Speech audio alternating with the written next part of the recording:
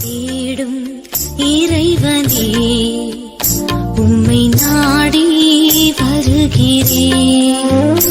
என்னை தேடும் இறைவனே, உம்மை நாடி வருகிறேன். டிசம்பர் 15வது நாள். இன்றைய வேத தியானத்தின் தலைப்பு விலகி போனவர்கள். வாசிக்க வேண்டிய திருமறை பகுதி ரோமர் 10ஆம் அதிகாரம் 13 வசனம் முதல் 21 வசனங்கள் முடிய.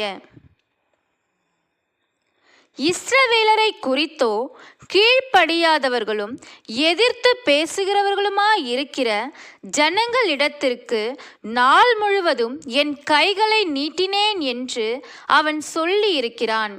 ரோமர் 10ஆம் அதிகாரம் 21வது வசனம். இஸ்ரவேலர் தேவனை விட்டு விலகி போனார்கள் என்று தேவன் கவலைப்படுவதாக இங்கே பார்க்கிறோம். பவுலும் கூட இஸ்ரவேலர் ரட்சிக்கப்பட வேண்டுமே என்று அதிகமாய் கவலைப்படுகிறார். நாமும் கூட கவலைப்பட வேண்டிய பேர் கிறிஸ்தவர்கள் அநேகர் உண்டு. அவர்கள் கீழ்ப்படியாதவர்கள். அவர்கள் திருமறை கூறும் நெறிமுறைகளுக்கும் விசுவாச விதிகளுக்கும் கீழ்ப்படியாதவர்கள். முக்கியமாக விசுவாசத்துக்கு அடிப்படையான சத்தியத்தை ஏற்க மறுப்பவர்கள். மனம் திரும்புங்கள் என்று யோவான் ஸ்நானனும் கிறிஸ்துவும் கூறியதற்கு கீழ்ப்படியாதவர்கள். பாவங்களை அறிக்கையிட வேண்டும் என்பதற்கு கீழ்ப்படியாதவர்கள். தன்னை மன்னிக்கும்படி வேண்டிக் கொள்ளாதவர்கள். எதிர்த்து பேசுகிறவர்கள். கிறிஸ்தவர்களாய் இருந்தும் கிறிஸ்தவ சத்தியங்களை எதிர்த்து பேசுகிற அநேகர் உண்டு. சபைகளுக்குள்ளும் குடும்பங்களுக்குள்ளும் கலகம் செய்யும் நோக்கில் தேவனுக்கு எதிராகவும் ஐக்கியத்தை குலைக்கும் வகையிலும் இவர்கள் எதிர்த்து பேசுகிறார்கள். இவர்கள் ஆவியானவரின் சத்தத்தை கேட்க மறுத்து அவருக்கு கட்டுப்படாதவர்கள். இவர்கள் கிறிஸ்துவையும் சத்தியத்தையும் அறிந்தும் அறியாதவர்கள் போல வாழ்கிறார்கள். இப்படிப்பட்ட கிறிஸ்தவர்களை குறித்த கரிசனை நமக்கு இருக்க வேண்டும்.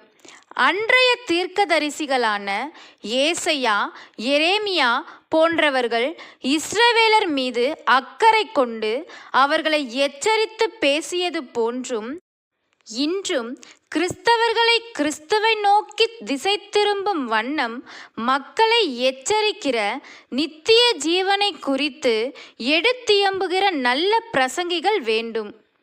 பவுல் தன் இனத்தாரான இஸ்ரவேலருக்காக விண்ணப்பித்தது போன்று இன்றைய பெயர் கிறிஸ்தவர்களுக்காகவும் போலி கிறிஸ்தவர்களுக்காகவும் விண்ணப்பிக்கும் கிறிஸ்தவ அன்பர்கள் வேண்டும். நல்ல சபை தலைவர்கள் வேண்டும். ஆடுகளை மேய்க்கும் நல் மேய்ப்பர்கள் போல இவர்கள் தங்கள் சபை மக்களுக்கு நல்ல ஆன்மீக உணவு கொடுத்து போஷிக்க வேண்டும். கிறிஸ்துவின் அன்பை எடுத்து சொல்வதோடு வாழ்ந்து காட்டவும் வேண்டும். நாமும் நம்மை சுற்றி வாழும் கிறிஸ்தவர்கள் அனைவரும் ரட்சிப்படையவும் கிறிஸ்துவுக்கு சாட்சியாக வாழவும் விண்ணப்பிப்பதோடு வாழ்ந்து காட்டுவோம்.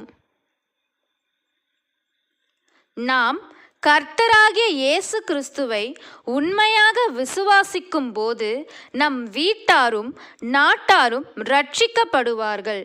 நாம் கர்த்தராகிய இயேசு கிறிஸ்துவை உண்மையாக விசுவாசிக்கும் போது நம் வீட்டாரும் நாட்டாரும் ரட்சிக்கப்படுவார்கள். ஜெபம். தேவனே, கிறிஸ்து சிலுவையில் சம்பாதித்த தேவ நீதி எனக்கு வேண்டும். நான் நீதிமானாக வேண்டும். ஆமேன்.